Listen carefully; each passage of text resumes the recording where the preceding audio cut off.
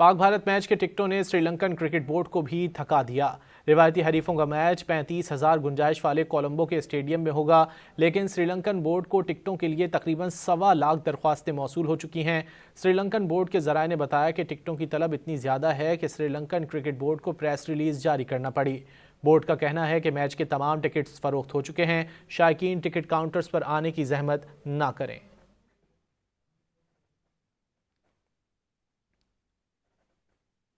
Pak Bharat match के टिकटों ने श्रीलंकन क्रिकेट बोर्ड को भी थका दिया।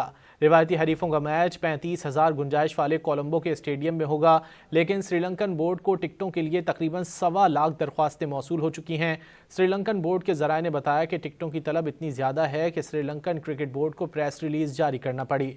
बोर्ड का कहना है कि मैच के तमाम टिकट्स फरोख्त हो चुके हैं। शायकीन टिकट काउंटर्स पर आने की जहमत ना करें।